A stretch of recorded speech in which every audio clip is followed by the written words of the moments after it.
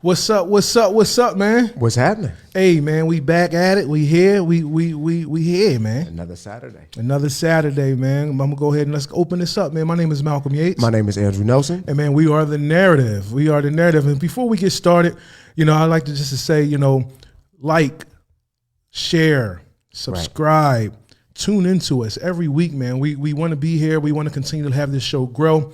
And as we grow, as you see those sponsors in the beginning of the show, I want to open up the opportunity and extend that invitation to those who may want to sponsor our show, those who want to come in and have their logo seen and maybe have some product placement instead of having this Wawa cup. I can have maybe some Pure Fuel, or maybe I can have a hat from your store, or maybe we can have something in our backdrop to showcase local businesses here in the city, man. Or not just businesses, nonprofits as well. Oh, definitely. Because I want to make sure we point that out, right? Because for real, I think a lot of our work is going to be centered around highlighting nonprofits. Always. So just to make sure that they're not left out, right? You got a nonprofit or a business that you want to get your logo on there. Exactly, man. So reach out to us, man. Reach out to CMP. Reach out to myself, Andrew, or reach out to P, and let's figure out how we can get you highlighted, and us sponsor your show and make sure that we create the narrative of your location, of your organization, of your business. For sure. So what you got going on? What we got? What we gonna talk about today, man, bro? What we got? We got a lot going on today. Yeah, we do. But first, so I guess the best way to open the show, shout out to Devin Walls, man, who released his movie on Tubi today. Absolutely, man. Yo, we got a Tubi star. We got a Tubi star from the city, baby. I like that. And that's not a shot, bro, because that's a big deal. That's some big stuff, man. So, because shout out to Tubi for kind of picking up the slack. And that movie is called Bedside, and it's written and starring Devin Walls right here from the city, man. So if you got some time, go ahead and check it out. If you don't know, Tubi is free. It's free, right? And you guys who don't got no cable, or those who don't really have, you like to stream, just as long as you got your internet, you got Tubi. But what I do know, because a lot of my friends utilize Tubi, what I do know is that the more we view it, the higher their ad revenue will go, the better it's going to be for them, and the more foundation they have for presenting new material going forward. So let's wrap our arms around Devin and show him some love. Yeah, absolutely. You just hit something though on ad revenue. Ad revenue. You just hit something. Ad revenue means dollars. Dollars make sense, and those dollars. The question is, where does it go? Where does it go? Well, thank you to our brother Roland. What's Roland's last name? Roland Martin. For exposing the owners of Tubi. And now, hold on, pause. That does not take away. Still go view this movie, right? Because at the end of the day, it's gonna assist the independent movie directors and actors and actresses. Because it's not about who you signed to. It's the fact is the artist who signed, right? So, that's all. Definitely go buy the records or go support the movie. Exactly. But to get into who owns Tubi, the same owner that created Fox. Is there Rupert Murdoch or something like that? Mr. Murdoch. So the same people who has Fox News. Yes. The same organization that started Fox back in the day when we used to watch Martin and the Wayans brothers and The Living Color. Yep. Is the same people who owns Tubi. Right. And so you might ask yourself, well, where are those shows at today? Why haven't they been syndicated? Weren't they popular? Yeah, they were super popular. Super popular. Could it be argued that those shows built Fox? It has. Those shows was we tuned in every week for watch those shows. Listen, I'm 37, and Living Color was airing when I was 6. And Living Color, you can do what you wanna do. Homie, don't play that. And Living Color, and the repairman, man, and Fire Marshal Bill. And you might say to yourself, these are ingrained in my mind because of how much, we was tuned in. I know it was inappropriate, but y'all got to remember the 90s was a wild time, and so was the 80s. Wow. We was riding around in cars with no seatbelts. Kids in the front seat. People used to smoke in the restaurants and stuff. So the 90s, it was a wild time. Yeah, but so yes, we were tuned in as a family watching these shows. Yeah. Mainly not because the content was amazing, but it was starring, created by people who look like us. Yeah, it showed us and highlighted our entertainment. Good afternoon, Miss Wood. And it's crazy because what we do now, man, it feels like we build up a lot of networks. We build up a lot. Man, we build everything. Right. Let's just get it straight. We build everything. So the question is, why is Fox the owner of Tubi, and there's not a Medea or Tyler Perry Tubi? So I guess what I'm hearing you say is, why are we making the same mistake and using our content to develop yet another organization that is not going to show us love? Because or those longevity? ad dollars only get invested back into Fox News. That's correct. Whose whole premise is to go against everything that's about the enhancing of the community that looks like you and I. So would you say that this huge news empire is using our own dollars to create our demise? So basically, like so we're in the hood, they say they're holding us death. out. Right. We getting definitely. We Or I just feel like you can't put that on one person to do that though. Like when people during the pandemic, people pretty much knew that we needed TV. They knew that we needed something. So everything started going to streaming. Right. So why wouldn't Fox? But why we're just as smart.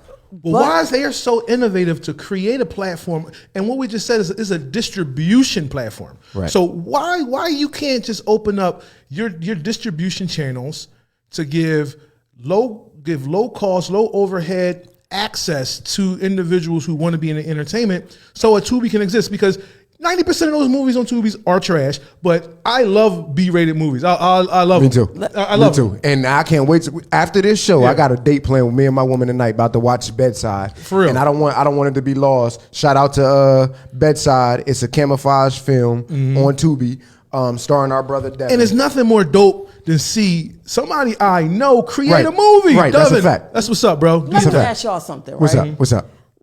Let's say y'all own a record studio, right? Yeah. And one of these over 40 untalented rappers wanted to come to your studio and use your studio and don't have enough money to pay to rent your studio. Right. Are you still gonna let them come in there and rent your studio? I'm gonna say it depends. If it's one person and it's a single isolated incident, I'm gonna tell them to kick rocks. Yeah. But after the 13th person, I'm gonna say, you know what? Maybe there's an opportunity here, right? You can't come on this label, and I think that this is what the brother Malcolm is saying. But what we can do is we could create another free streaming platform, right? We could do that. And then that streaming platform could be organized just specifically for brothers over 40 who want to create these new rappers. Because I get your point though. Because when you're trying to establish and build, right, you want to have quality. Right. But once you get to a certain level, right, you are able to branch off just like anything else, right? So like Lexus has Toyota. Right. Right. Acura has Honda. Right. So all these luxury brands. I mean, let's be honest. Nike has Chinese Nike. Exactly. Right? Like, let's keep it ducky. Don't be confused. Nike knows this is happening. Exactly. Right? So like Lord & Taylor and Nordstrom's, they have Ross and they have TJ Maxx. So you gotta be able to provide something both markets for everybody. And if you know our people, right? If our people know that our people are going for a specific market, why do we continue to let other people capitalize on our market? And I think that's all the brother Malcolm that's what is I'm saying. Like, why now, do we I understand do that? what you're saying. We shouldn't put it all on Tyler Perry, and I agree with that. I was gonna so say, let's not just indict Tyler Perry. Let's indict Oprah, right? Because she got the own network. She has a distribution. And Byron Allen, and right? they own BET. Right? BET. Well, they haven't bought BET yet. They tried to buy it back, but it fell through. Yeah. It hasn't finished. But let's indict them. It really costs nothing to allow something that you already have that's to get used. Like, you already have the product, you already have your all you got to do channels. is just say, I'm gonna carve out this lane for distribution, and I'm gonna charge you. I'm gonna charge you distribution commensurate with what I already know you got. Like, you got low grade budget film quality, so I'm not gonna charge you 4K prices. I'm gonna charge you. And I got a studio worth of all these 690p, cameras. whatever. I got all these video cameras, all these producers, and this is ad hoc. This is just a pro bono thing for me. It's a tax write-off. Right. And all I'm doing is I'm using excess capacity that I'm not using anyway. And then when it comes back, when my cameras are turned off and when my distribution is turned off, I'm not making no money. None. So even if I charge you 10 cents on the dollar, that's still more than what I made before. More than nothing. And Tubi understands this and says, I'm gonna capitalize on the market. Get those eyes. So we gotta say that the reality is that these people got so concerned with their own quality and their own product product that they left out on market, and now that's why Fox was able to come and capitalize on it. And to go back to your analogy. And shout out to the hustlers for capitalizing and to on go back it. to your analogies, there's a ton of million trash rappers, but then you'll get that one that'll blow up. Boom. You'll get your trash Soldier Boy. Right. Oh, sorry, Soldier Boy, you know. Well, you get, you'll get your rapper that. Because or your sexy red. Or you'll get your sexy red, right? No, sexy red's a better analogy. But then what the point is, then you'll get somebody who has the hustle or catch fire, right? And then all of a sudden now Tubi is a Netflix, right? Because Tubi is popping because Tubi has some good movies. Yeah, right. The overarching joke is though that if it's on Tubi, it's low quality, right? But the reality is that's not true. I've seen very many entertaining movies on Tubi, and that's the argument. We making Tubi rich. And if I'm a let's say just because they gave an opportunity, an entertainer who's been blacklisted, or I'm an entertainer who wants to start his own thing. I'm gonna go ahead and create some good quality movies at a low cost on a distribution channel like a Tubi. Right. I'm about to mess y'all up. And then I'm gonna get the bread, and then now I can continue to do so. You know who was making Tubi movies when Fox was building out Fox? Who's that? A brother that we know of by the name of hold on, because I'm drawing a blank, but I know his name. Mm-hmm. What movie? Spike Lee. Oh, Spike Lee was making Tubi movies, right? Let's be honest. Spike Lee was absolutely an indie film master. Yes, he was. Independent. That was Tubi movies, right? That's the reality of it. Mm-hmm. Or all those B-rated movies where like Kenya Moore and them was in them Jones back in the day. Yeah. Them Jones had blockbusters that you can find. Those were Tubi movies. Like I missed those movies, man. And it's a market for that. But they were quality movies. They were quality movies. Mm-hmm. Somebody tell me Malcolm X wasn't a quality movie. It was. but it was Tubi. It was a Tubi movie back in the day, right? Somebody tell me that Do the Right Thing. Do the Right Thing, right? She's gotta have it. Right? They were Tubi movies. And then what he did was, instead of building Tubi, he built Spike Lee, right? And all I'm simply saying is it's enough money in the game where Tyler Perry could have Tyler Perry Studios, but he could also carve out a lane for independent Tubi. Exactly. So that way Fox can't use their political money that they make off of us to help fund our demise. And then you're creating more stars, you're creating more people inside the entertainment scale. But what bothers me is some of the movies are the same quality as Do the Right Thing was in the 90s. Yeah. That's the part that bothers me. I'm Why, watching though? everything in HD. Yeah. It's So low budget. why do I want to turn on Tubi and not say nothing? Because I am going to watch Bedside because Devin does. I know the type of perfectionist that Devin is. So I know the type of quality that movie is going to be on Tubi. So I am going to watch Bedside. And that is definitely because I know the type of person that Devin is, and Devin isn't going to push anything unless it's of quality. But some of the movies I click on and I'm like, am I watching Do the Right Thing? Am I watching like what was it called? I'm gonna get you, movie where they shot at somebody and then it looked like they splattered Kool-Aid everywhere. But hello, that's a project though. That's but that's the thing though. That's hilarious. To me. That's the flip. That's hilarious to me. It is because I got a proposal for y'all. Right? All right. Let's get together and Let's make, P and them we was trying to do Exit 6. Let's put that movie together and get Exit 6 all we need. on Listen, you already got the camera, Exit right? 6 on we got TV. the lighting. And I didn't tell y'all this, right? I didn't tell y'all that, but I act. Oh. Nah, legitimately, I could act. I could do voices and all of that. Oh, word. Word. So I'm with it. Uncle P. Word. Yo, we gonna get Exit 6 out here, bro. Right. Like we gonna get this joint out here. Yo, that's crazy. And put it on Tubi. Put it on Tubi because it's not gonna cost us nothing, bro. Right. And I'm with it. But nah, let's not put it on Tubi though. Let's put it on CMP Radio. Ooh. Well, it's gonna go there first. And let's throw it on YouTube. Better. Well, maybe not YouTube because then it's gonna be free. It'd be hard to monetize that until we get a bunch of views. We gonna figure out that YouTube, but something like that. We gonna figure out some kind of distribution where we can own our own distribution, and maybe we can have it on Tubi also for a licensing deal. Because what we do know is that we got a lot of people in here that understand strategy to where we could do something. So that's another story. But I don't have no issue with licensing to Tubi. Yeah. Absolutely. Because the whole key is to get the attention of folks, right? And maximize the attention. And as we maximize the attention of our product, right, we got to make sure that the product is there. That's right? correct. And that kind of goes into the next topic, right? About maximizing our the attention or having the quality. And I had a conversation with Stacy earlier, and I told her, and I said, she said, I think people get pregnant because there's more attention in the pregnancy rather than having a baby. Ouch.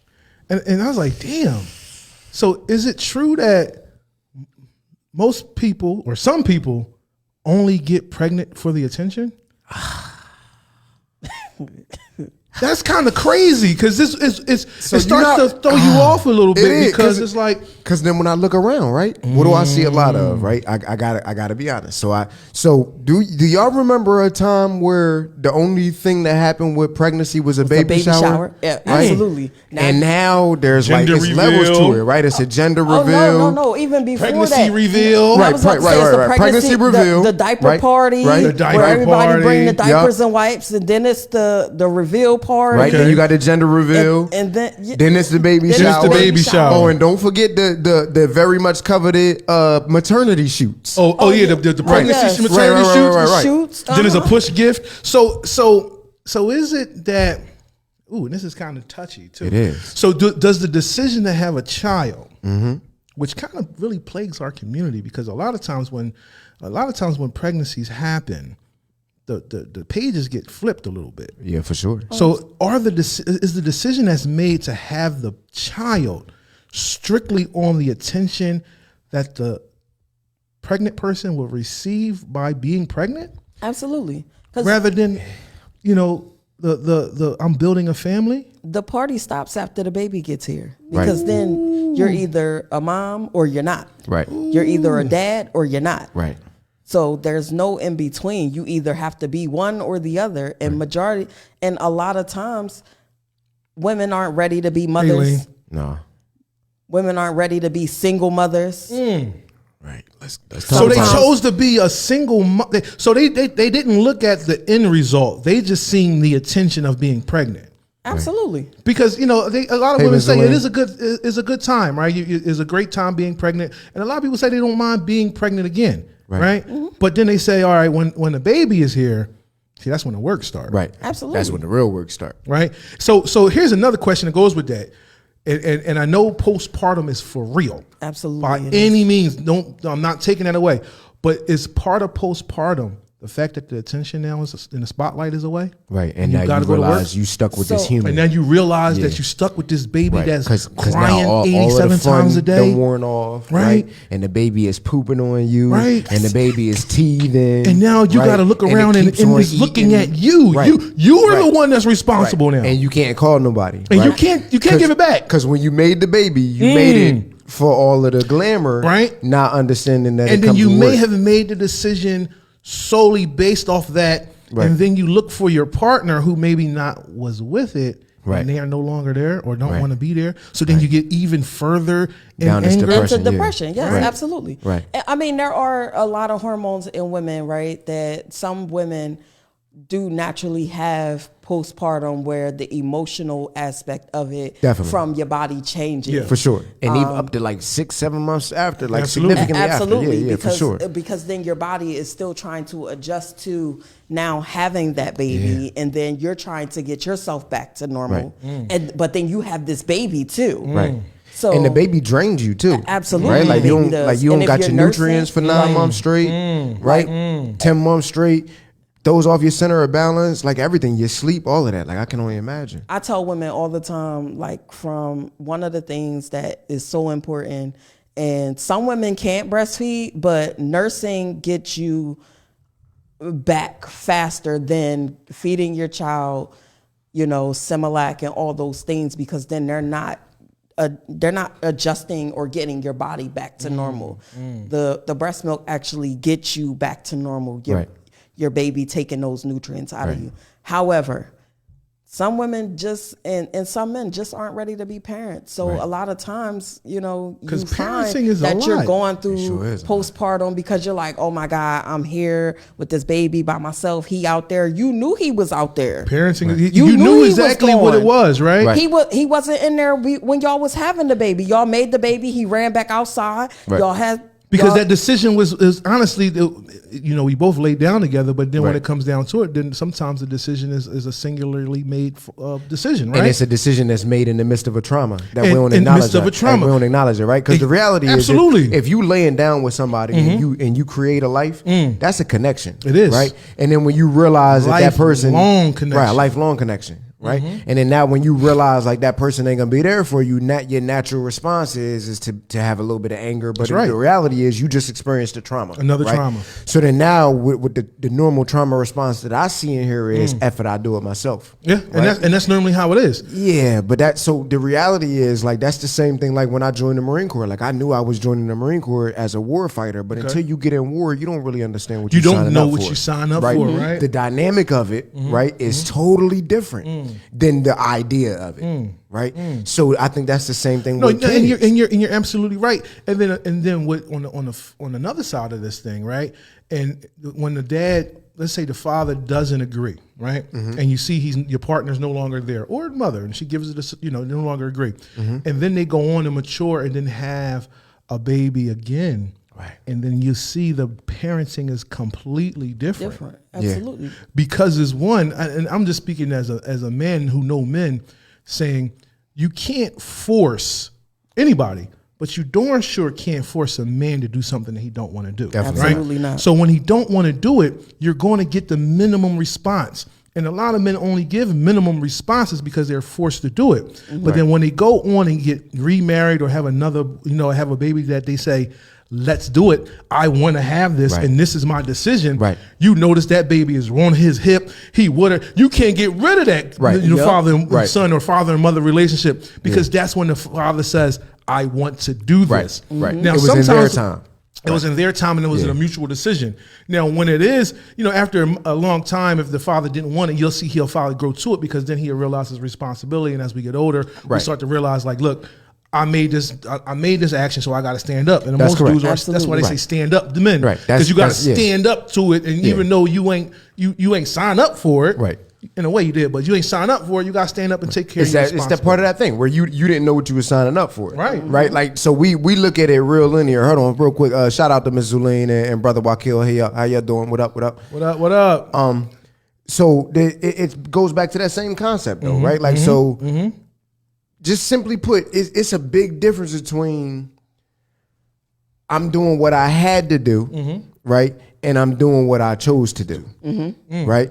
So, and I always make that point, right? So even though I was young when I had when I got married and all of that, when we made our babies, so the difference is because people ask me, well, they be like, well, look at you, right? You doing it, yeah, but I'm doing it with children that I not only signed up for, but they was planned all the way down to me and Triana had conversations all right, let's do this. Yeah, and y'all were married. We were married, and it was like, all right, you gonna come off your birth control decision at this time, absolutely. Right? So it wasn't that phone call like, what we gonna do? Well, I don't know what you gonna do, but I'm gonna do this. And it wasn't no shot, right? When Triana was pregnant, we knew Triana was gonna be pregnant. We just didn't know the exact day. And this is another thing that killed me. People be like, look what I created. You ain't create nothing.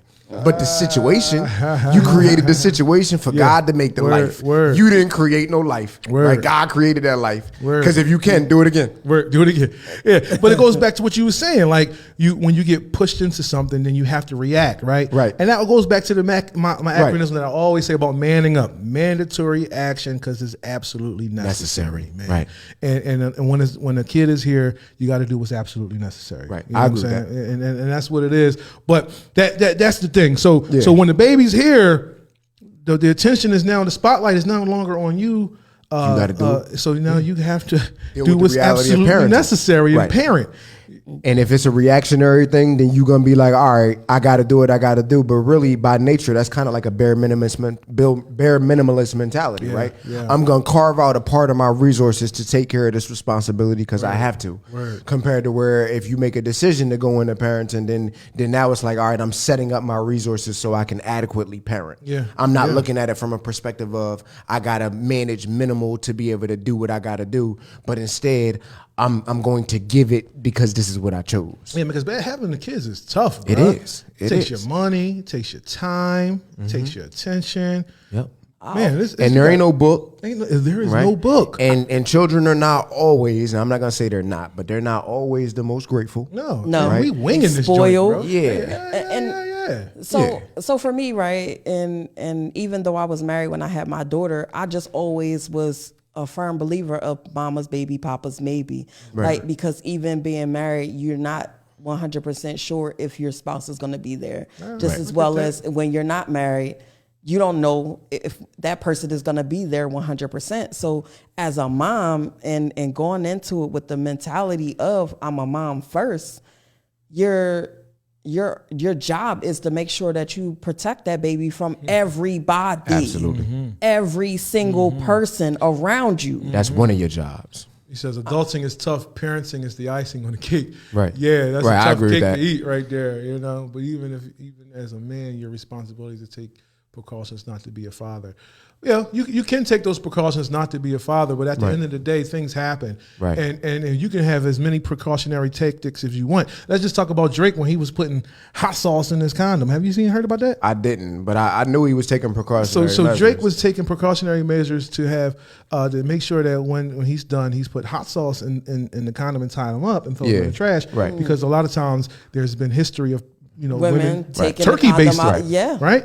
So I've been big on dropping flush. Yeah. I wasn't into the turkey-based. Dominique Wilkins, the basketball player for the Atlanta Hawks back in the 80s, had to take care or had to financially take care of a child that he never had sex with the mother. The woman turkey-basted his seed in her. Right. And when the DNA test came out, it was his kid. Right. But he had sex with the roommate, not with the with the he woman. got set up, yeah. But she was set up. So those precautionary things, Ms. Lena says, I hear you, but a lot of times, you can be as cautious as you want and something still happens. But I also want to highlight, because the other part of that is, so you said, but even as a man, it's your responsibility. And I agree with that, heavy on men. The unfortunate reality is you allowed to start hunting long before you become a man, right? You can make a baby as soon as you can shoot seed. That's I'm pretty sure that I started being able to make babies around like 12 or so, right? As soon as so I was nowhere near a man, Yep. like not even remotely a man. I barely even had a mustache, but I could be a father. That's right. Right? So the unfortunate reality is that so there are certain things that a man is expected to do, but we got to remember that we don't become a man as soon as we're able to make a baby. And you're not able to really make those decisions as well. Yeah. And also, my dad always used to say, like, when you used to have company in your house, if they mess up your house, whose fault is it? Right. It's not my fault. Right. I mean, it's not their fault. It's your my fault. Because you allowed it. So you allowed it. Right. So if someone is going to enter your room or enter your company or enter your house as a woman, it's your responsibility to make sure they don't F it up. Yeah. Now, if you let somebody that's not a man, is not equipped enough, is not there enough to do it, because we're gonna you always want something that you can't have, but it's up to one party or another to make the decision to let somebody in. Yeah. So if you let me in knowing that I'm immature and I can't take care of it, and I mess your house up, is it my fault? If I had mud on my shoes and I came to your crib and you seen them all, so I get where you're going with it, and right? I don't disagree with your analogy. What I'm saying is just a mutual. All right, so there we go. It's a mutual responsibility. It's a mutual responsibility. So a lot of times, it's also like, again, the woman might be a kid as well, and she can't be expected to understand. So I think Wakil hit it on the head, brother. Wakil hit it on the head where he said that all of this stuff is an evolving situation, right? Being a productive parent, right? Being a productive adult, being able to make adult-like decisions, productive right? Adult because unfortunately, there are a lot of 16, 17, 18-year-olds that'll let brothers come into their proverbial house. Right? And maybe leave their stuff around the house, right? And then now all of a sudden there's a parent, and I don't think we could blame that 16 or 17-year-old either, not necessarily, because really what she probably was doing was she probably was trying to fill a void in her house, right? And because she was filling a void in her house because her daddy left that hole in there, right? Possibly, or maybe the daddy didn't intentionally do it. Maybe the daddy was there but was too busy working or something like that, and maybe somebody else came and created a void because we live in a reality where men can be predators as well, right? In a lot of situations that's wrong. So we don't really know what's going on with that boy or that girl, but I do respect and agree that it is a mutual thing. But at the end of the day, we really can't really put that blame on children. If you getting pregnant before the age of 25, like science has known for years that our brain don't stop developing until 25. And guess what the last thing for our brain to develop is? The very last thing is logical deductive reasoning. That's the last thing that completes. streets. So what is that? That's the foundation for decision making. Yeah. So to be like, well, you chose this for somebody that's 16 when their brain still got 9 more years of brain development. That's right. That means they're only slightly over halfway done if you really think about it, right? So I got a question for y'all, right? Because I came home one day and I heard a baby crying, right? And I only have an 8-year-old in my house and my 16-year-old stepson. Because where is this child coming from? Where is this crying coming from? Yeah. I go in his room and there's a baby in the little carrier. Right. And you said the babies was, your children are how old? 8 and 16. 8 and 16. So you thought you was a grandma for a second. So I looked and I'm like, what the? Yeah, my teacher sent this home with us. Oh, okay. The computer baby. I remember them too. I remember that. All right. We had that. Right. I got a picture of mine. It was a Cabbage Patch. Shout out to Trina Fisher. Shout out. Well, Trina now. She was my 8th grade assigned mom. Right. I did it in 8th grade as well. So I'm like, what does this teach? Is this teaching you to not have babies, no, it's absolutely or is it teaching you the ressibility of having a baby? Well, I'm probably gonna say both, right? But rest assured, for Andrew E. Nelson, that was the deterrent. So, amen. So I had my baby. Amen. Y'all listening? I killed my baby in the middle of the night, y'all. How you do that, man? So there's a button in the back. It's a quit button, right? Did Anybody you that get know an me, yeah, I got an F for sure. I got an F. Anybody that know me, right? Like, so listen, Malaysia always talk about how I'm mean when I get woken up. My kids, they don't bother daddy when I'm asleep. Listen, my sleep is my sleep. I don't get a whole lot of sleep. Yeah. So when I do go to sleep, do not bother me. Everybody knows this, right? I hear you on that. So listen, turns out I've been this way. This is not just something that happened since I became a man. This is how you was created. I had that baby, and listen, I was on it throughout the daytime. When you look at it, all of my stats was good. I was attentive to the feedings on time and the changings on time. Until 2 a.m. It wasn't until that middle of the night cry that they hit me with, right? And I said, hell nah. Yo. I would have found me a pen, y'all, and it was over for that baby. A little paper clip. So I walked into school the next day with a dead baby with the walk of shame. Yeah, I got an F. So Miss Lena's like, oh my God, listen, I can't do it. It's not me. So you was what the Republicans call killing these long.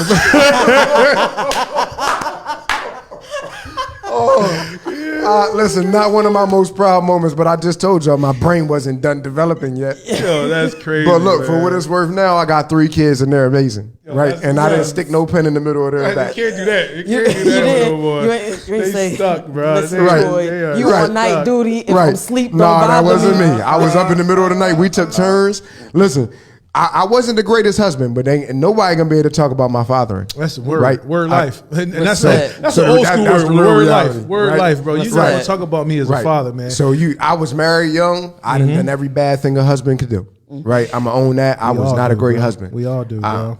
Simply respect. put, right? I don't know how she hold on. I think Shout I'm out a to my far wife. better job at it today now that I'm older, but me getting married at 21 was not an amazing idea. Everybody around me that loved me told me it. You know, I always tell you, getting married at 21 is like leaving the club at 9 o'clock, man. You know what I'm saying? Everybody's starting to come and you leaving. Yeah, so that's that. You could indict me on that husband stuff, but look, listen, No, I've but you were very always young, been man. an active, involved father. Even like so, I missed daughter the about first to be 8 21 months. in March, bro. And she's nowhere near ready. Right, nowhere near. And I wasn't. Wow. I wasn't. There was no. Wow. I was wrong. Wow. Yeah, bro. I have no business. Green. Trying to figure it out. And then to make matters worse, I had been in the Marine Corps 3 years, and the Marine Corps is like the exact opposite of emotional intelligence. I know. Wow. You don't have any married emotions. takes a lot of emotional intelligence. You have no emotions in the and Marine being Corps, in the Marine, bro. you can't. Oh. Right? Because how you going to be comfortable on Monday and fight a war on Tuesday? You can't be pampered on Sunday night, right? And get up and go train to fight a war. So the culture in of itself is not conducive to a marriage or a family. Yeah. And I was like, yup, come on, get married. So but that's that, right? So I was up in the middle of the night. I was parenting. I was doing all of that. Even though I had to go to work, I definitely was splitting. Now I will say this, right? So I got 5 days off of work, and Triana got 6 weeks off of work. So when I went back to work, I was going to sleep.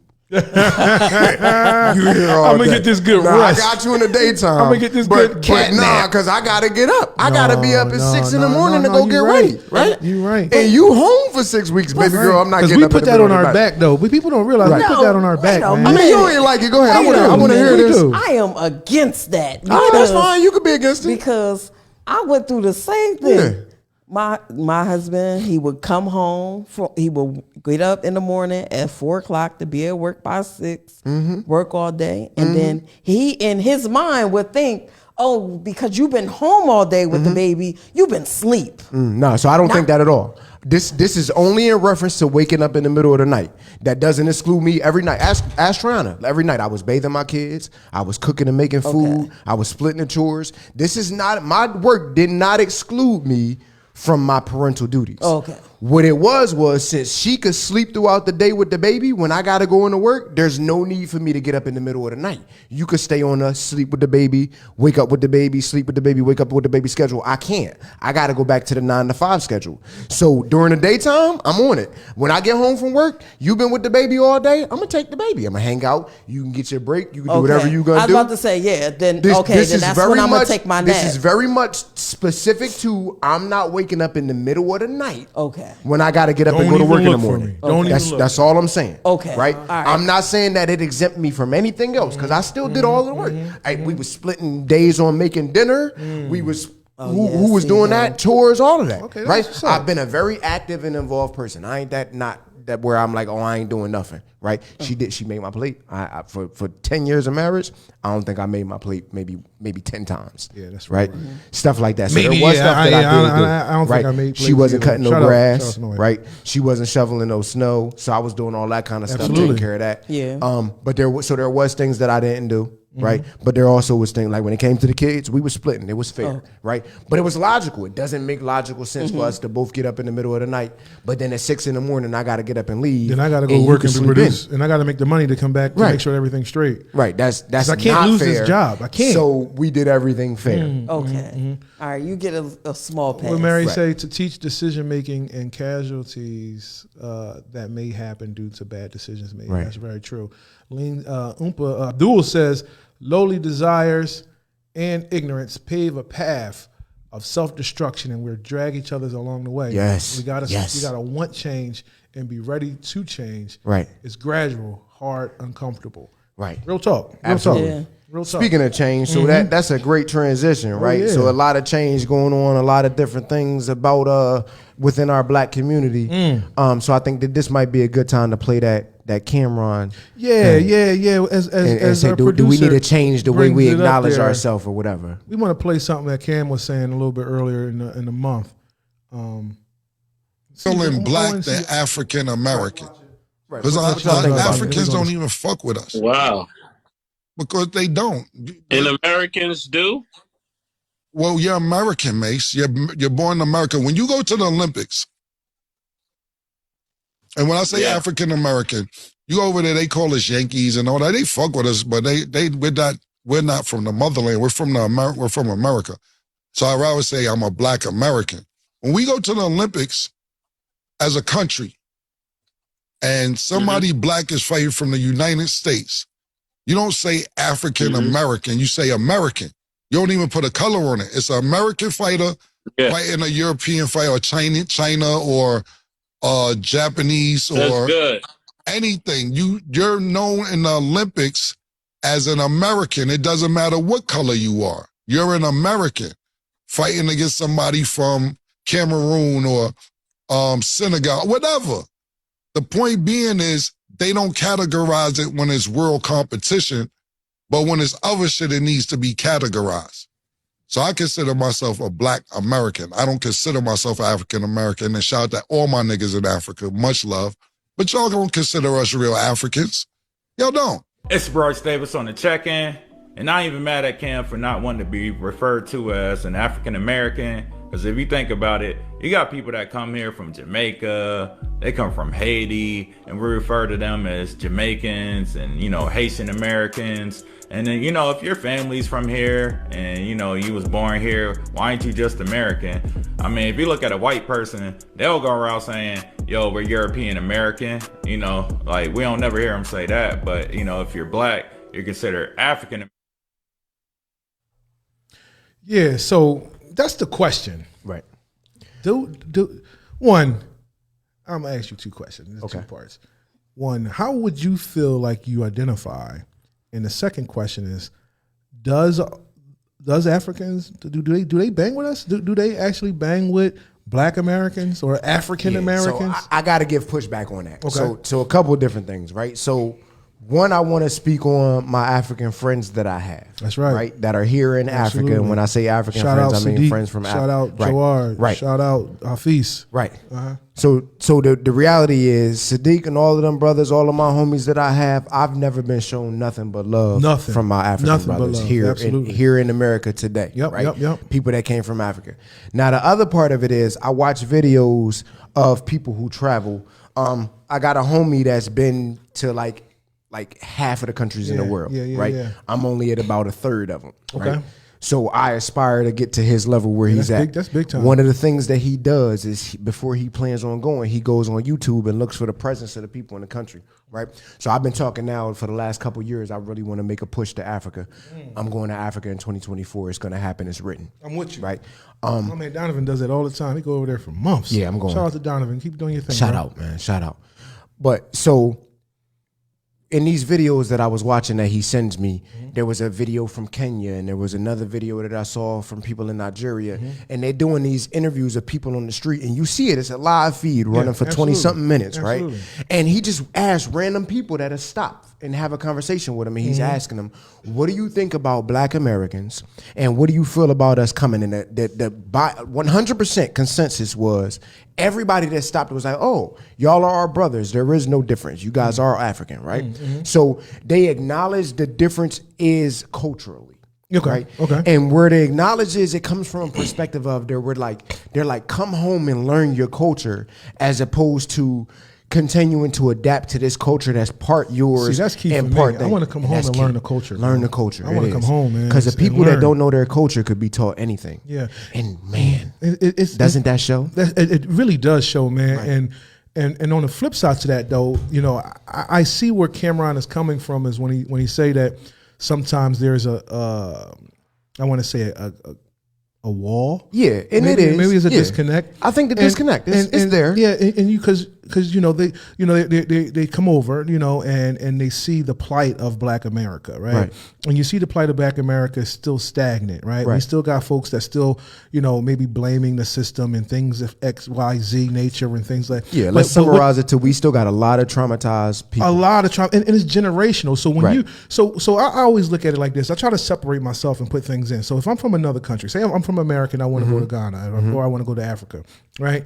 I know what I need to do in order to be successful. Right. So I'm going to teach my children and I'm going to teach my family, when we get here, we're going to rock out and grind, because we have to do what we need to do to be successful, because we have no. I'm not throwing away my shot. Right. This is one shot. Yeah. So I can't afford to mess up. So we're just going to go all in. Right. So a lot of the immigrants, when they come here, that's the ideology that they have. Right. So when they start looking around at folks and they be like, well, why y'all still like this? Or y'all lazy or this, that, and the third, is because they don't truly understand the generational trauma that's happening to a culture and to a people that's been oppressed and pushed down every single generation. I mean, as we talked about it, it's more tactics to oppress the Black community. It's more tactics to oppress, economically those who are poor than it is anyone else. So when you come in and you see people still just there, it's because this is generations of behaviors that now goes into their DNA. Yeah. So now it starts a little bit of disconnect. And if you're like, oh, I ain't like that. Right. But what some of the immigrant folks have to understand is that road that's maybe a little easier now that you're here is because of the pain and the plowing and the tilling and the plow and the roads that's being paved through the generation of oppression that we have, right? So you don't necessarily have to go through certain issues and certain valleys and hills to climb that those in the 60s have gone to, or the fact that our generation or our people that's Black Americans had to endure up until this point. So I get sometimes where the disconnect is, but at the end of the day, and I always think at the end of the day, we are all the same. We are. Right? And we come from the same place. We come from the same lineage. We come from the same bloodstream. Right. So, and we thrive under the same oppression. That's right. Right. That's right. Because difference is that in China, I mean, in Africa right now, there's a China and a British colonialism, right? Yeah. And in America, we broke free from British colonialism and slid right into American colonialism. Yeah, absolutely. Right. So the plight is even the same, right? It just the perspectives are different. If you work hard and you got your family structure and y'all migrate from Africa to America, you coming with a plan, just like you said. But the bigger reality is that our parents watched their heroes in caskets. Right? And I'm not talking about our grandparents. I'm talking about not our great grandparents. I'm talking about the very people. Lori at the time was Nelson, right? Lori Nelson and Gibbs Hodges, my parents. That's right. Both of them literally lived during the time of seeing King murdered, of seeing Malcolm X murdered. My mother was part of the Black Panthers. My father was a Black Panther. Panthers being massacred. My father. Right. And then we were born and grew up during a time where the Philadelphia Police Department was in such a position where they was able to drop a bomb on the move houses, right? So the reality is that the trauma that we're experiencing, this generational trauma, we are not removed from it, right? We are in the thick of it. We literally grew up in the mix of it, right? Our parents was traumatized by seeing their leaders murdered, right? And we were born into the world and was raised in the world of a crack epidemic, right? And then we saw mass incarcerations pull the last bit of dads that we had in the household out of them, right? So it's easy to point your fingers. It's layer, right? And it's easy to point your fingers and say we squandered an opportunity. No. But the reality is that we are how we are because we're targeted, traumatized. Systematically, and everything was just it was a strategy behind it. And, but what is Cam really saying? Cam is really saying that in spite of all of that, we are American. We are American. And Cam, I feel that, and I feel that from a different spot. Yeah, you're right. And you know what? And the pushback on that, I heard something earlier, right? Where being Black or an African is a whole diaspora that comes down to it, right? But why is it? And this is what I heard earlier. I was reading something. I said, why is it when it comes down to people of color or Black folk, we all are a monolith when it comes down to our culture and what we are as far as African and Black. But when you start talking about other races, let's say Asians or the Hispanics, they don't necessarily have an issue with the differentiation. Right. Oh, I'm Dominican Republic. I'm Dominican. Right. No. I'm Mexican. No. I'm not that. I'm actually a Spaniard. Right. And for Asians, no. I'm Cambodian. No, I'm Filipino. But they do. Right? Huh? But they do. That's what I'm saying. They do that. And you don't get the chance to lump them all together as one person. They don't like that. And they can do that that separation. But when it comes to us of a darker melanin, it's, damn, you wrong. Why you can't? And Cam is writing a piece because we are Black Americans, right? And we've been here, and we start talking about the history of things. A lot of us was already here. I believe we were here before we were brought here. No, that's a fact. Right? Not every black face migrated from Africa. Absolutely, right? Absolutely. Now the reality is every black face genes originated in the African area, right? But some of us are also Indian. Some of us are Creole. Well, so that's where I was going with it, right? I don't believe that, and I think that they're the same. I think the bloodlines have crossed. I believe that Indians have always been black and brown. Absolutely, right? So I agree 100%. So I also for what it's worth, I don't think it's anything wrong with either one of them at this point. I think all Cam is simply saying is, don't try to make me a less than American, right? Yeah, okay. And that's why I feel that. Like, I don't believe that he was able to articulate it. And so this is a great example where Wakil is talking about change, right? I think that we could change this narrative very easily, right? Whether we calling ourselves African American because we're acknowledging our African origins while we're in America, or whether we're going to subscribe to the title of black, which is a racist construct, right? Whichever one it is, it ties into the whole thing, right? Are we black or African American? The reason why this is coming up, which is the second part, right? Okay. Because of the foundation of our country. Our country was founded on racist principles. Absolutely. And for that very reason, which is why we're having this debate. And that debate really just divides us. You're right, and that's the systematic. That's the brilliance and genius of the other side, right?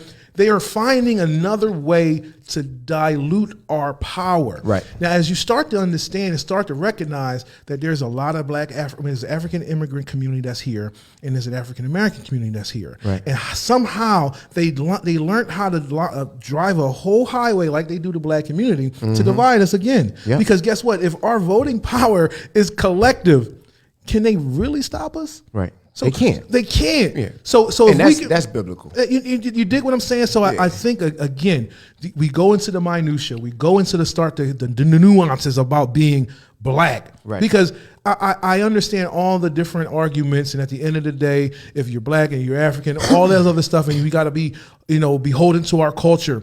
But at the end of the day, we are all one locked unit, because when it comes to the outsiders, we are all seen the same. That's correct.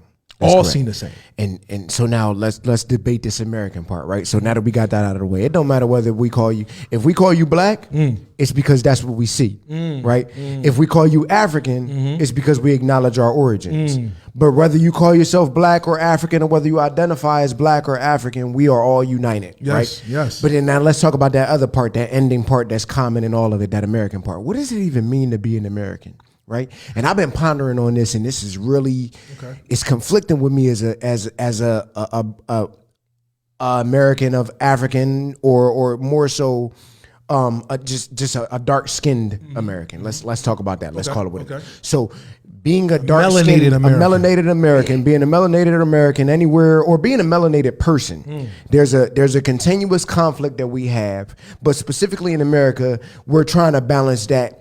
I am clearly melanated, but I am nationally an American, right? And that's what that is. That's why it's last, because the ideology behind it is that we're all American, right? Whether you're African American or Black American or Hispanic American or white American or Italian American, right?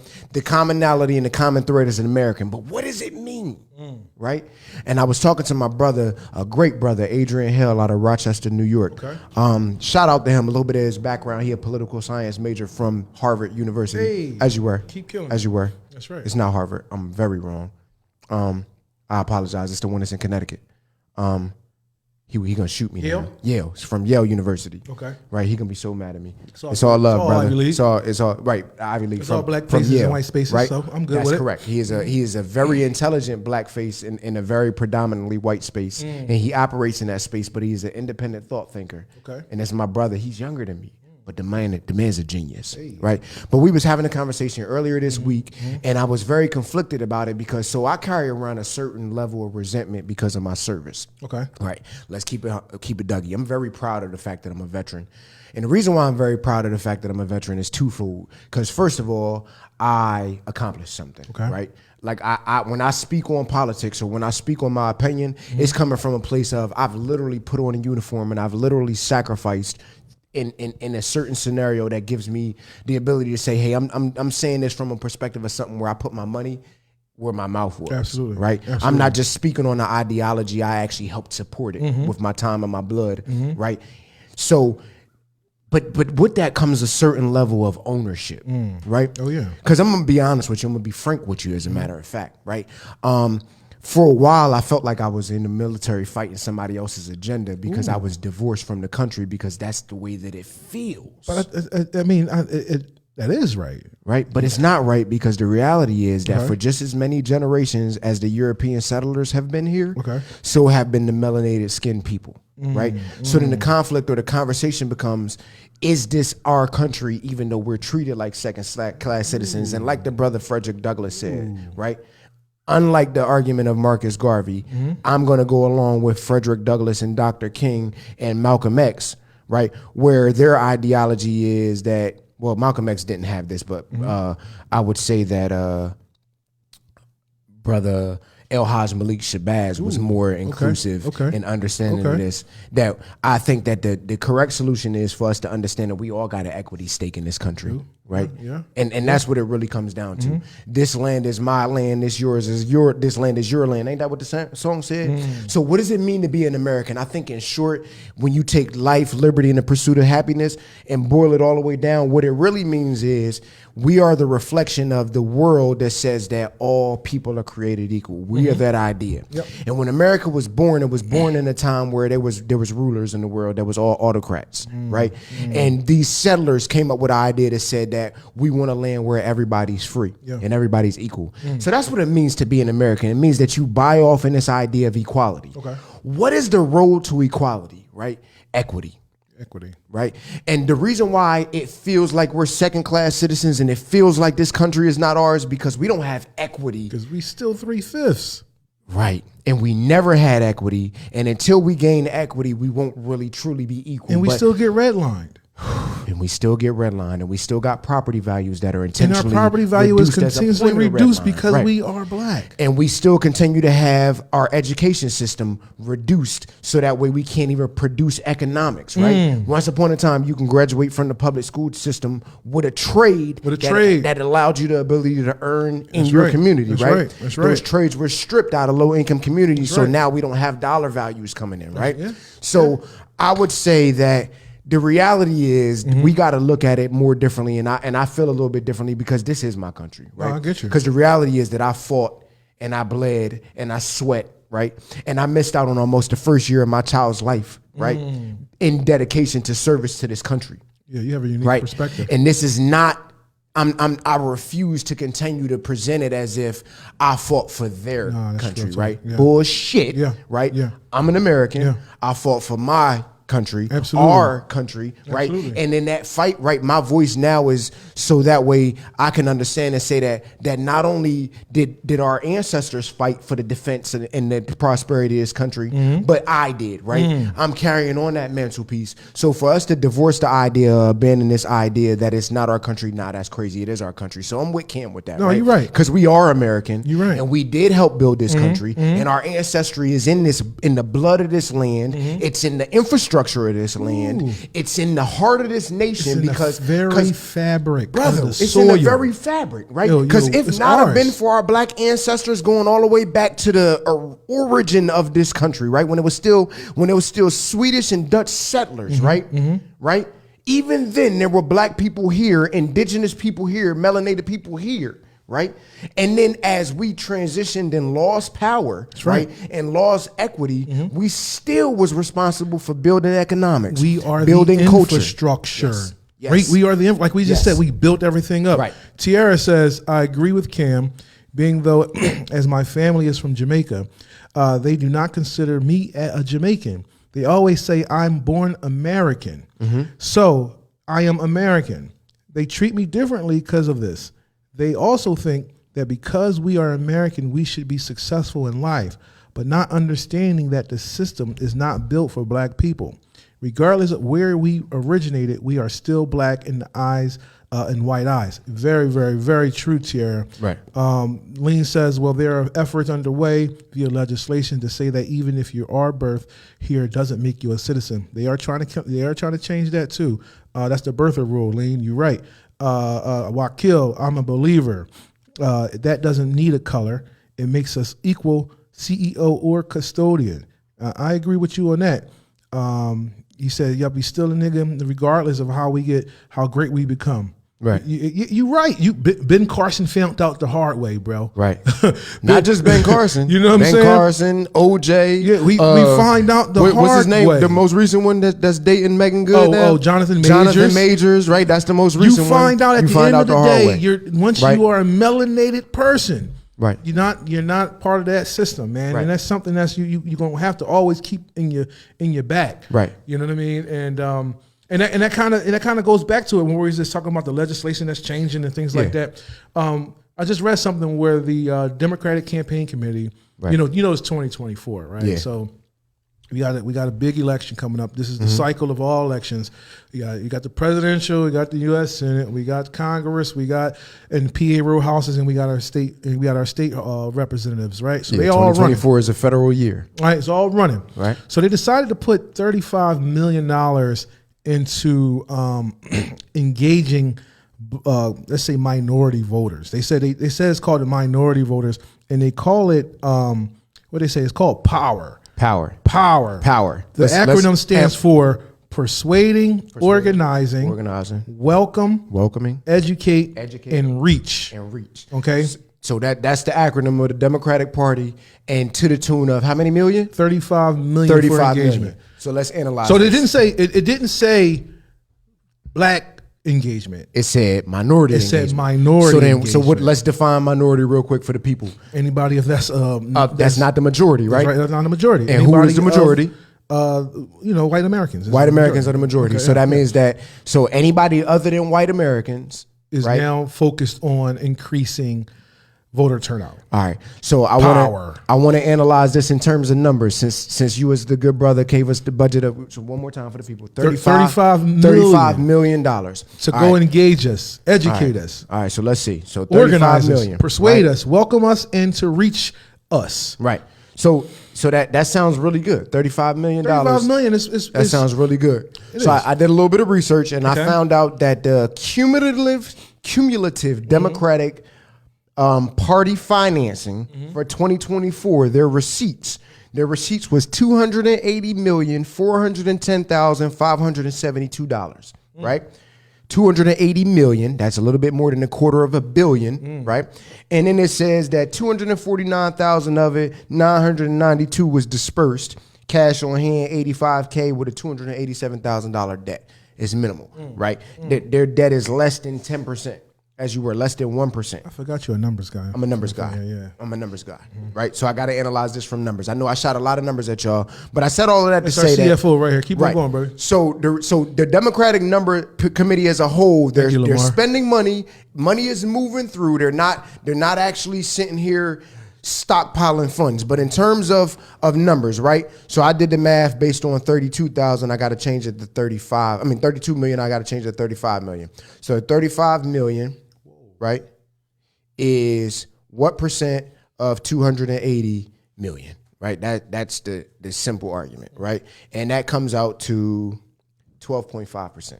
12.5%. All right, so now let's analyze this a little bit more. So 12% of their budget is for minority. 12% of the Democratic Party is for minority. It's for minority outreach. So that means that 88% of it is for majority outreach. It's for regular outreach. Right, for regular outreach. Outreach. And then 12% of it is dedicated to minorities, everybody other than white Americans. 12% of the budget is for minority, non-white outreach. So I don't know I'm not going to pretend to know all of the country's demographics by heart, but what I do know is black people on average represent 13%. Okay. Right? So 13%. Okay. All right, so of the overall demographic in the United States. So it's safe to say that they're doing status quo? So what is safe to say is that if all of the minorities are lumped in together, right?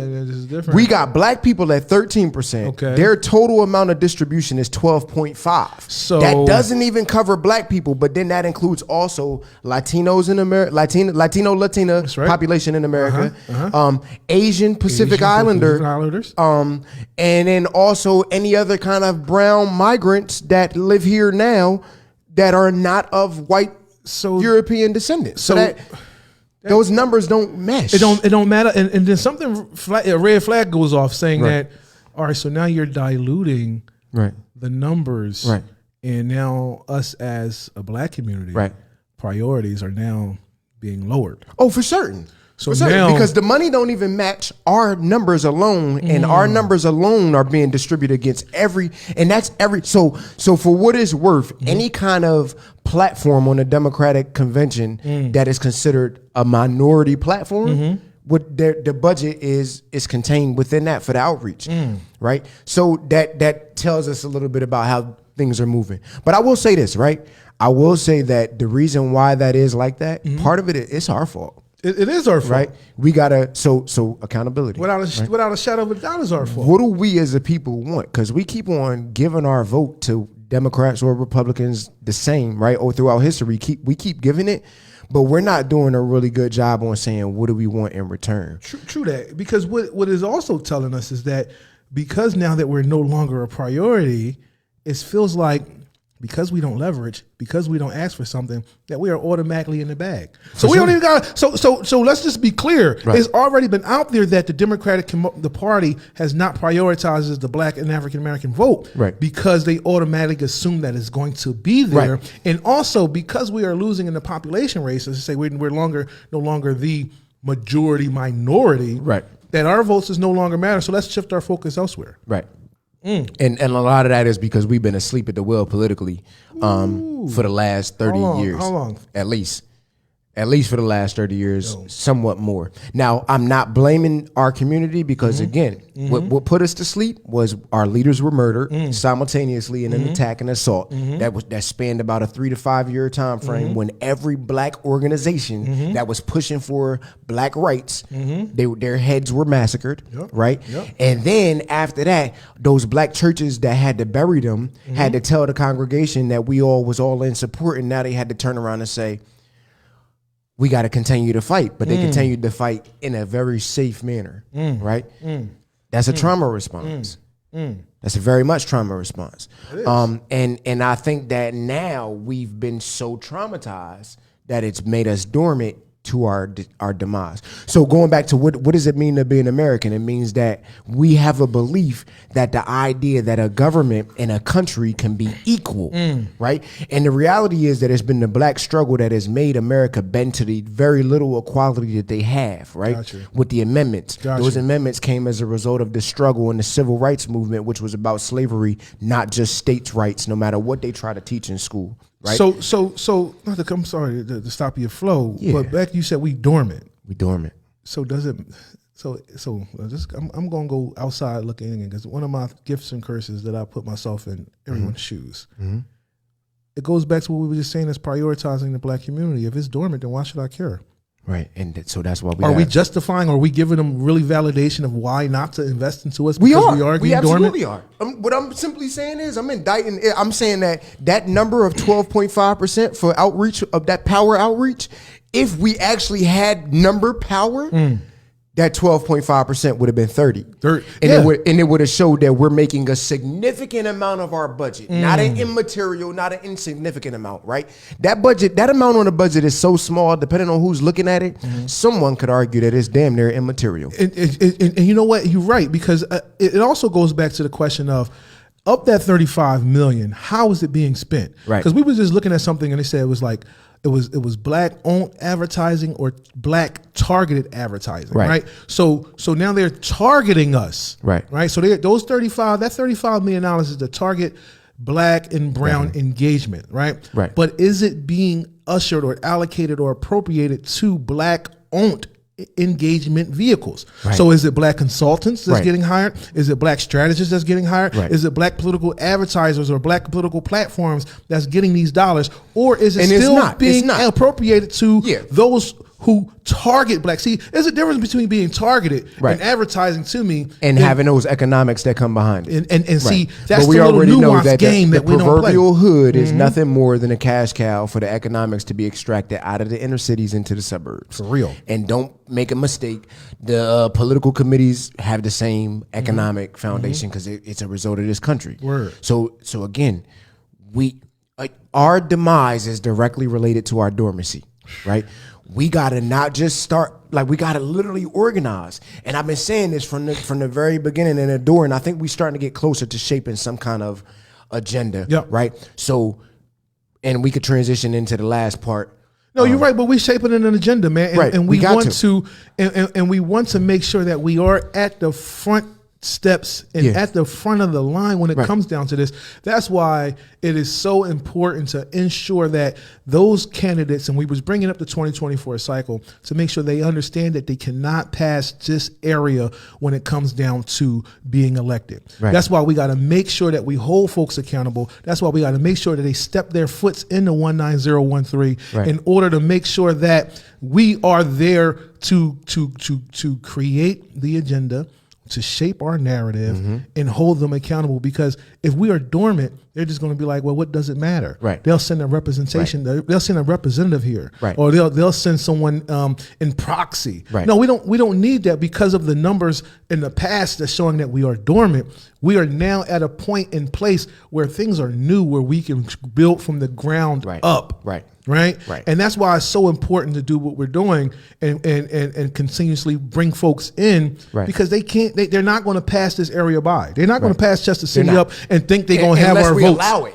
Yeah, because we allow it. We got the power over it. Because people just they take our support for granted, and they co-opt our struggles with exactly. everything. And this is personal for me, because people think they take my support for granted. Just because I'm going to be there or I'm going to work and do what's right, you don't take my support for granted. You don't think that I'm going to automatically be there because I'm always going to be there. So for those who's out there, no, my support is going to be leveraged. Right. Because I understand the capacity and the influence that I have. So don't just think it's going to be just given to you just because. Right. If you want the support of the people, you want the support of the community, you're going to have to come through and make sure that you follow up to what's going on. So basically what I'm hearing you say is that we taking on the mantle to try to get our community, our local community organized here. Amen. Right? But organized not in the same manner that it has always been, but instead, right, let's start saying, like, we got a few weeks before candidates start coming all around, right? That's right. They're going to be knocking on our doors. And we need to know what our ask is. We got to. So I think number one, what we need to put in the forefront is we need to have some kind of funding coming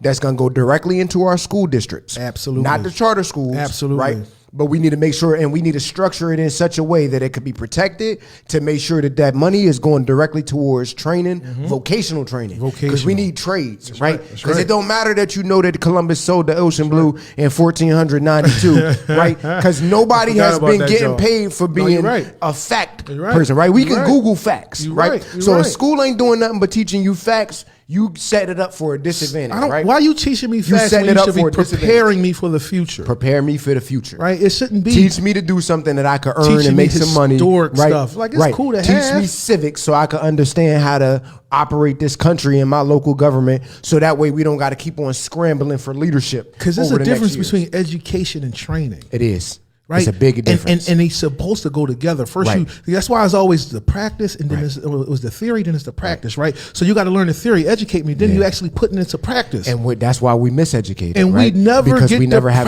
practice the practice piece of it. You teach us the education and the book stuff, but then how do I use this? Right. How do I use this education and this the miseducation. Degree? You can't. Because it's useless, because you know a bunch of facts. But you don't know how to put them facts together. How to put them.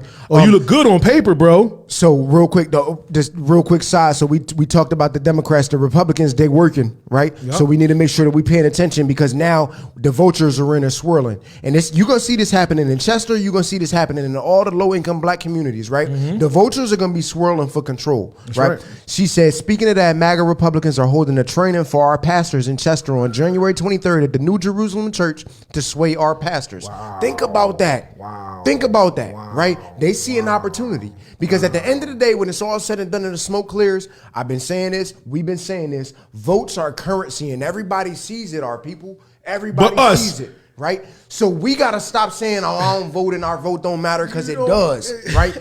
And the reality is, when they come, Shapiro just was here in Chester. Why the governor come to Chester, y'all? You know why the governor came to Chester? Because the governor understands. Yes, he does. Exactly what we telling y'all right now. He does. All agencies to figure out on a plan on how they can help Chester. Chester is imperative for politics. But if Chester you is guys imperative do for not economics. show up, they will continuously They're going to co-opt it. And we're going to get pushed over. But all of the money that Chester generates is still going to go into the system. We just won't have no say in how it's spent, y'all. We need you to show up. We got to show up. And not just show up, but show up with a demand. What is it that you asking for? What a demand. Right? We want money to get our roads upgraded, right? We need transportation dollars so that way we can have more street sweepers or shoveling, right? What do we want, people? Let's use those infrastructure dollars to make 291 the economic hub that it is. There we go. Right? We gotta understand what they can do and what we cannot do. Let's make sure Deshaun Park is a staple into the Chester, right? And check this out. Who owns Deshaun Park? Delaware County Council. Yep. Right? So what we need to do is, we just missed that opportunity because they just had their big run. But what we could start doing is we could start planning for some kind of way. Maybe the residents need to get together and figure out, like, why don't we have Deshaun Park? Why is it not ours? Or let's get it back. Or maybe you can turn the two people that's on the board who's from Chester, one's from Chester, and one who has an affinity for the city that sits at the table on that board who has those decisions. Oh, I think that's Mr. Mark Freeman and Mr. Malcolm Yates. Because we sit on the IDA, who has the authority, Delaware County Industrial Authority, who has the authority to see where Deshaun goes. See, that's why it's important for black folk to be at these tables. Speak it. Right? So because now when it come down to the decisions that was put on the table, if Freeman wasn't there, if Malcolm wasn't there, you should hear some of the decisions and some of the ideas that they have about this park. No. Right? It's probably wild. And it's up to us to be like, whoa, hold on. That don't sound right. Right? So again, we don't talk that shit because we just talking it. Right. We talk it because we walk it and we know what's going on. And that's why it's another piece to say we got to stop isolating ourselves as a city. Right. Can't keep boxing ourselves out. Because if we keep boxing ourselves out and isolating it, people are going to make decisions for the city that's not from the city or that's best for the city. That's correct. Simply put. I keep saying it. So we got to get organized and we got to have an agenda. That's right. And then the last thing I want to call out, I want to put a real quick, if you listening, if you see this, if you share it, you got it, share it. I want to put together a meeting for all of the nonprofits in the city of Chester. Let's convene that. We need to get organized, right? We need to get organized in a couple of different ways, but specifically nonprofits not allowed to do political activities, right? But what nonprofits are allowed to do, nonpartisan. Right, they need to be nonpartisan, but we can do things that affect our community, right? Absolutely. And what we need to do, like, instead of us all operate independently as silos, we need to look at the work that needs to be done and work together to get it done. This goes to what Malcolm was saying, like, we got to stop operating in isolation, right? So there's a board at the county level called the SIGRA, the Delaware County Interactive Game and Revenue Authority, right? I think I just named some. I heard a black name from Chester. A black name from Chester just got on that board too, right? In the name of Brother Andrew Nelson, right? So the reality is that these pathways, these opportunities for industrial dollars, for industrial control, we are getting the representation that's necessary. So step 2, right? What is it that Chester needs specifically? It's time to put a name on it. We gotta stop saying, they need to come do this. They need to come do that. What about and all this? Nobody is coming to save us, y'all. No. Nobody. There is no white horse. There is no chariot riding in. We got to develop a plan. We got to make a collective, right? And we got to work together to get our stuff done. It's called a collective. I like that, Lane. Because one voice ain't going to help. It's not. You can't. At all. Y'all know me. Carol. She been fighting for us all year. For sure. Fighting for us all year in Shapiro's face. Right. That's and Shapiro so showed up. And so now, and everybody's looking and saying, why the governor here? Right. How did the governor get here? Let's talk about that 30-year-old woman, young lady, that went up in there and was like, listen, you're going to hear me. Right. You're going to hear what Chester needs. Right. Because although she has to fight for the whole 159th, she was up there like, you're going to hear what Chester needs. You're going to hear when Chester what is I'm good, the saying whole to you. 159th going to be good. That's the reality of it. Exactly. Reality. You know what I mean? Right. And I'm not just saying that because it's her, but I watched her. That's the politics of it. Listen. Yeah. And she going hard. And that's good. But now, so step 2, here we go again. Absolutely. We need to give her stuff to say. Absolutely. Right?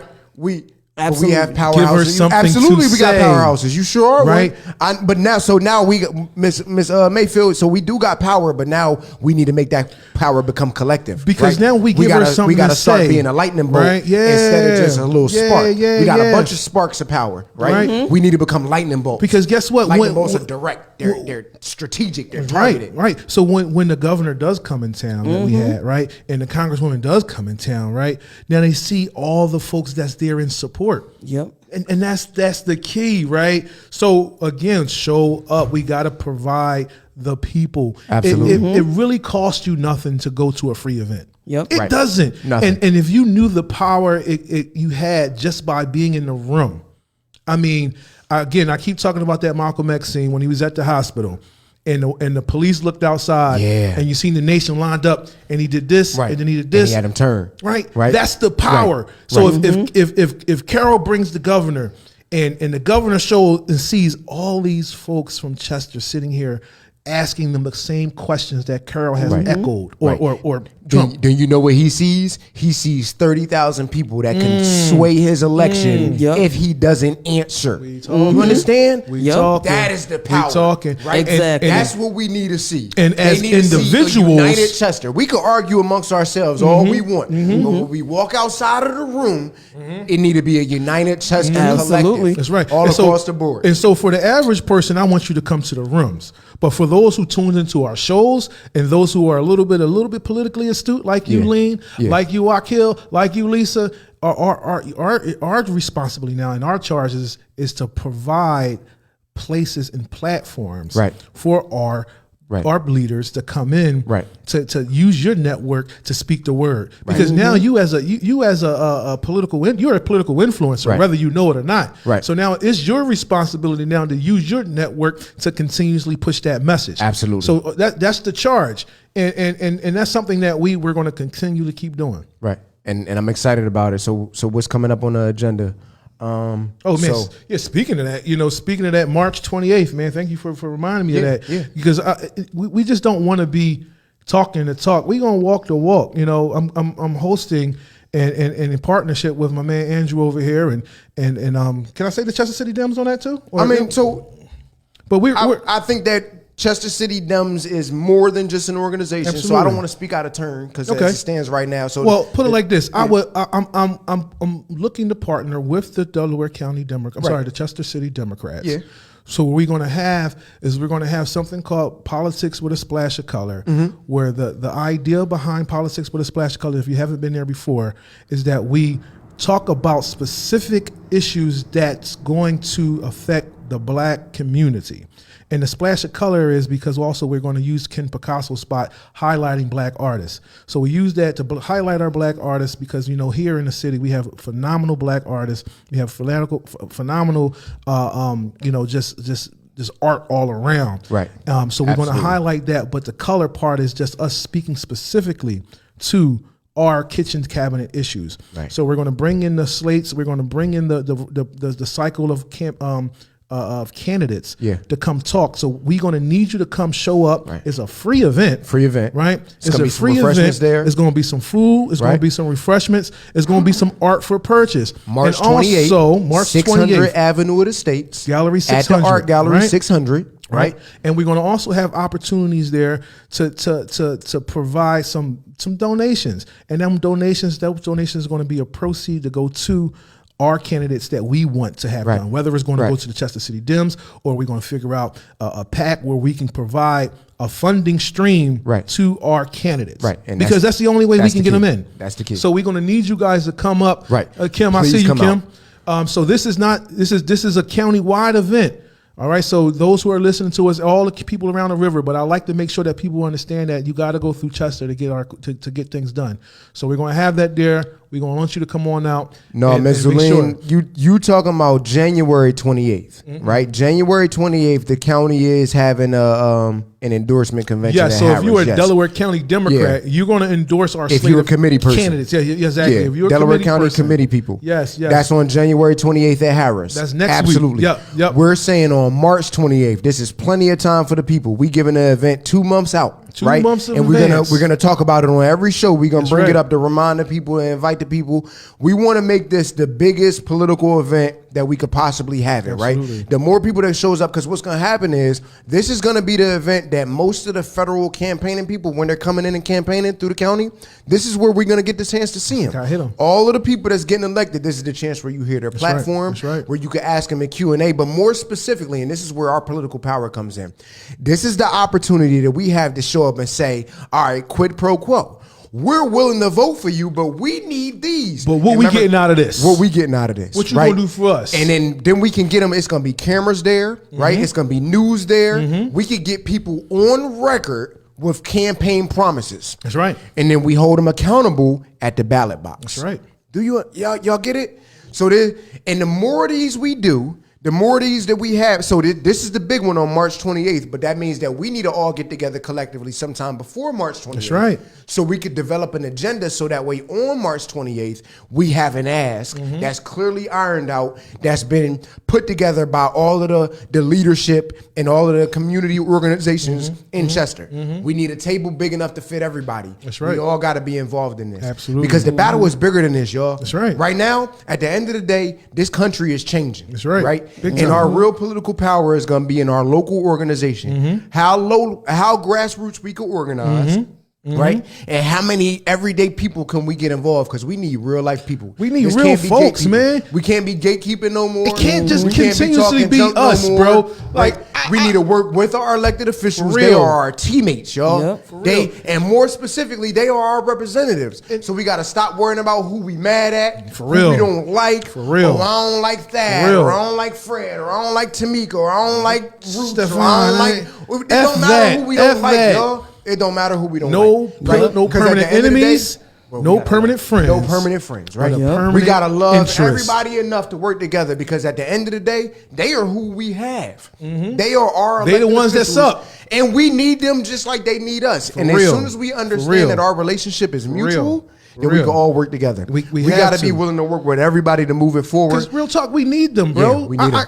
It's so much. Like, we can't be. I'm just gonna speak for myself. I cannot be on the ground as much as I want to be, right? And then I am on the ground. I need people to be able to communicate what's necessary. That's a because fact. the only way that I can communicate what needed is through if you tell us. Exactly. And it's and through we're you, not gonna Lane. hear it if you It's don't through show you, up, Akil. or It's if you through don't you, comment. Kim. Right. It's through you, those Right. who's watching. I can't Right. say what's going on if you don't tell me. Right. So you got to show up in the room, and when we give you that call, come on out because that's the only way. And check this out. The people who want us, the vultures, they're organized. They're doing exactly what we telling, what we talking, right? The people who want to see Chester fall, the people who want to own Chester. And when I say Chester, I'm talking about Chester because this is my home, right? But it's interchangeably with every It's inner symbolic, city black baby. community It's symbolic. across the nation. I call it the right? townships across down the river. Right. Chester, Darby, Upper Darby, Yaden, Sharon Hill. But listen though, right? y'all, Compton, Absolutely. Jackson, all Mississippi, that. Right. So Right. it doesn't matter. Like we are not Camden, limited because we're the not. struggle is the Flint, same, right? Detroit. So we all got to get organized at a local level, and we got to work collectively. We got to stop being co-opted, right? And at the end of the day, we got to put our ego aside. We got to Cowendale. use humility and realize that our only strength is together. I've been talking political unity, and we got to get together, y'all. And then we got to move from conversation to action. So Action. This is an action. So if y'all ain't doing nothing, Come out. Come on out. It's a Thursday night, 6:00. You can come on out, man. It's gonna have a good time, man. We're gonna get the opportunity to be one-on-one with these candidates. And then the last thing, we struggling as organized politics, so we need to build a local committee here.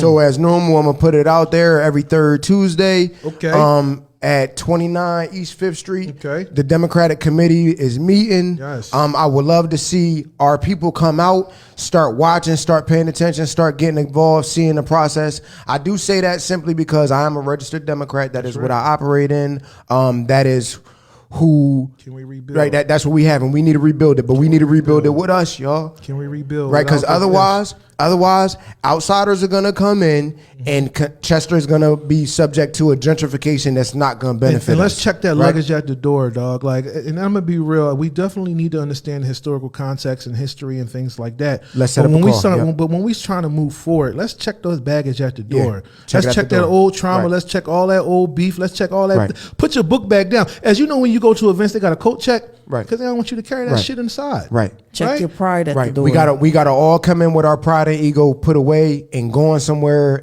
and we gotta be solutions based, y'all. Gotta be solutions Because again, our enemy is organized, and who is our enemy? Anybody who don't want to see us win. Anybody that want to see Anybody you fail is standing your in the enemy. way is our, and they organize, right? Like Siegel say, get down or lay down. Right. You know, so whoever's don't want to see us win is the enemy. Right. So they gonna have to get down or they gonna have to lay down, man.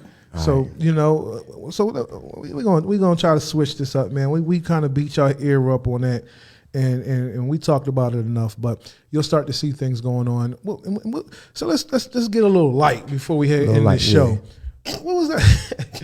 What was the last topic? I forget what the last topic The was. last topic is Valentine's Day. Valentine's Day. Oh And man, is it a scam? it's always been a scam. It's to been me. a scam. Listen. Been a scam. Look, Right? Because if you ain't loving your mate every day, word. you wrong. I don't need I a ain't day. gonna hold I know we gonna sound like some old bitter We men are. that don't want to We do are. something romantic Right. and commercial. Right. But Valentine's Day is a fraud, bro. I It ain't even is. gonna And lie everybody to know. you. My girl said it. She said, and you better not get me no big bear or nothing like that either. Because it's so Yes. corny. Who wants listen. that big ass dumb bear And this- that can't go nowhere. Like, where's it gonna fit it? And Where this- we gonna put it? Ain't today 2024? Ain't it equal?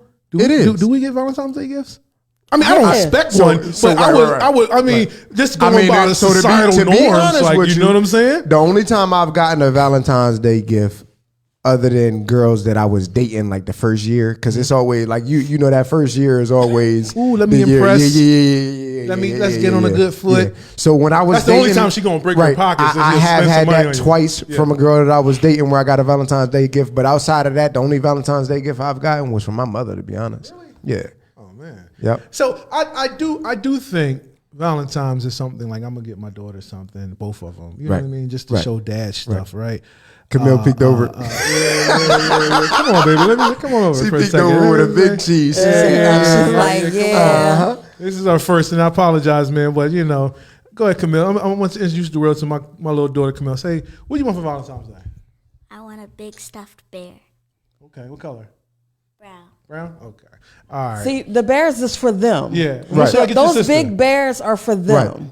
The bear's Right. not for us. Nah, that's Yeah, for no, sure. no, you're right. Because my daughter Aria, she the same way. She loved big stuffed animals. But I think I don't think Valentine's Day should be one sided. If you're gonna celebrate it, make sure you give your mate, your male, something nice too. Right. Like I'm not against buying cologne or I love buying cologne. or Right. buying your night. But you know what or we are buying tired your of? And I know Paris my daughter's in the room, so I'm going to speak metaphorically. Right. ties.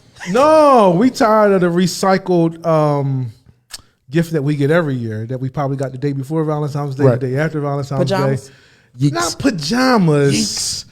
You know, the yams. We don't want the same yams that we Right. got before as a new Right. purpose Right. gift. Right. Like, oh, let me put Right. some was- Dunkin' on- coffee on in this Sunday Wawa night- cup. On Sunday night, it was dessert. And then on Valentine's Day, it's a gift too. Listen, we love y'all and all, but the repurposed yams Right. sometimes, you know, it's cool and all, but that's not a gift. Right. That's It's not the a gift. It's not a not gift. a That's gift. not. Right. It's not the gift. You know what that is? It's not the gift. That's the same thing as like where it shows no effort that you waited until the last minute and you put no thought into this. What if and she you dressed get it up cop in out. red instead of that? I still that say the same thing. black No effort. nightgown. No effort. Just because you went on Amazon and clicked buy now real quick and And them had that Jones little be- red yeah, little hooyah show up at the door and you put it on. I'm not impressed. Yeah, right? yeah, we yeah, live in a yeah, world of yeah. fast fashion where Right. everything's at your fingertips. What's- Just because you put on a little red number don't mean that you could put a What's ribbon that on the clothing same that car they and still order be the from same real car. Fashion Nova stuff really Right. fast? And what's Right. the other Asian joint that people order from that comes really Shein. quick? Shein. Shein. Yeah, Right. yeah. So yeah, don't Shein Right. us. Don't Shein Right. us. You know, that's not fair. Go buy that man some oud or See, I don't even know or what oud something is. nice. Sounded you know. good. Yeah. See, she Yeah, out here. yeah, she yeah, she yeah, know what it yeah, is. yeah, she yeah, said, yeah. "I'm Get about to that. buy you some exotic stuff." Get that. I gotta look that up. Get that Tom Ford. Get some of that Tom Ford for him. Or that YSL cologne. Get him something that when you sniff them, you know you gonna put that red number on afterwards. Some good after you walk past them and say, damn, and you know what else? Baby, that's you. Or that Baccarat 540. I like a good massage too, right? You know, and I ain't talking about from you. You don't want that nice rub down? Yeah. I mean, I do want a rub down, but this is what happens after the rub down that I'm more looking forward to. Exactly. If you want to give me a massage, send me to the real people, the ones that went to school for it. Because I like that just like you. You feel me? I'm going to plead the fifth on that one right there. Why you? No, listen, I'm not. I like going to the masseuse. Yeah. No, I enjoy it. It is necessary, man. But it is. You want the regular one or the Chinese one? But you know what else? Oh, no, give me the regular one. It also feels like sometimes it feels like sometimes some ladies don't want to think outside the box and extend some effort until they do. Right. Because if you go ahead and get me this tie or these socks, I mean, if you go ahead with the average joint, at least come correct with like if you're gonna give me a tie, give me a dope, really expensive tie, right? Or you put the effort in. If you're gonna give me some socks, give me those socks that like wicks the sweat. And you know what I'm saying? Don't go in the middle of the bin when you sitting there checking out for the stuff that you already bought and you see some socks, like, oh, let me just give him some of these socks real quick. No. This is gonna sound ungrateful for me. I was about to say, I got about 100 ties, man. Don't buy me a tie, even if it's expensive. I got don't give me a tie. I was about to say, you gotta pay attention to the person everyday thing. So if it's a man that likes to dress up and likes his nice socks and his tie, get him a nice pair of socks. Get him a nice tie to match. Give me a nice watch. You know, give me a nice bracelet. Right. If I'm into the crystals, jewelry and stuff, give me that that crystal. Like, give me that, man. That's correct. Pay I got the Tiger's Eye right here. See, Leslie got it. You know your man. Everybody got their own little thing, and I agree with that. Because it's like we want y'all to pay attention to everything that we want. We want this nice pocketbook. We want this nice perfume. Right. Men like the same thing. Right. Men so like a nice wallet. We just want to. We just want to feel love. Like that's all it would have come down to. You see him whipping out some appreciation. You see him whipping out that wallet that he done wore down after stuffing all his cards in there. Pull it out every time it's time to play. Go get him a nice leather wallet. You know what I mean? Go get him a nice leather wallet. Or if I'm always in business and networking, get me the card holder with some dope thick cards that stands out. Like they got this 3D card joint. Like you can be creative, right? Here go another one. Know your mate. Right? Here go another one. Right? You see your man out there hustling, building his business, and he got a regular business card. Mm-hmm. Maybe you design him and upgrade him to a QR code or something like that. QR code, right? You know, or maybe you like, look, babe, I had your website done. Right? Yep. Not all gifts are tangible that you could touch. Some of them could be something that could just help you out. Mm-hmm. You know what I mean? Mm-hmm. I'm going to just say, I give big gifts. A teddy bear is not going to do it. And she said, I'm going to send you to the people as long as I can put a red number on for the happy ending. That's hilarious. Right. Now, then that's a great gift, too. That's a great gift. Yeah. You send me to get a massage and then come home and then you finish me off? Absolutely. What? I'm feeling Valentine's like a mug. Cupid just shot me. Absolutely. just don't, you know what I'm saying? You know what I mean? Listen, it's all about the thought and the gift. You know what I'm saying? It is the thoughts and the gift is just as equal. You want us to put the effort in. And Lisa Wood said that it's the thought that counts, and it is. But if you get the gift, Lisa, with minimal thought or no thought, it does count. But we see it. Yeah. Right. I just want you to understand that. Do y'all really think for us though? I mean, because you want us to go all out, right? You want us to go do the facial, get you the whole spa day. We want you to get the flowers, the dinner. I mean, some people really want Valentine's Day to be like $1,500, $2,000. Right. I mean, listen, if you got the $1,500 or $2,000, but for what? If that's your discretionary income, because the TV told you to. Right. Now you right. That's the capitalism. That's the part that really bothers me. Right. I agree. Because a lot of times we get on social media and then we start to look and compare our lives to social media. Right. Let me tell you, the things that you see on those reality shows on social media. Real men can't do that type of romance. It's just real talk. We not going. Where do you find the goddamn river flowing over the room and of millions of flowers and some nigga coming in flying in? Like it's just not doable. All different kind of name brand bags. If I work here at Walmart, it's just not doable. Yeah. Now, what it was workable at Walmart is I'm gonna get you some of these things on discount, right? Right. You know what I'm saying? So let's just stop the narrative of creating unrealistic expectations. I agree. That's what all I'm across the going at board with it. And that don't matter whether it's in relationships, whether you having a baby. That's an unrealistic expectation to have a baby just for the fame, right? Yeah. Or whether you getting all loud and everything and you talking junk, but you don't come with no solutions in politics or in a relationship. Everything all across, I think that's applicable all across the board. The unreal. So that's right? so I guess that's the theme for the day, right? Yeah. Changing the narrative of unrealistic expectations, right? Because we got to have our expectations there, right? When we were talking politically, making sure that we have an answer and making sure we have tangible asks, right? The unrealistic expectations that African and blacks is not a diaspora and it's not a monolith. Right. We definitely have difference, but when it comes down to outside is about having a unified collective. We got collective. So whatever you like power. Whether you want to call us black, whether you want to call us African Americans, whether you want to call us Negroes. Don't call me a Negro because we probably gonna fight. Yeah, I'm not Negro or like color. whatever it is, whatever name or label. Understand we all got the same plight. No, you're right. So let's unite on that instead of looking at the divisions that don't really matter. You're right. Yep. The unrealistic expectation of America not being a racist country.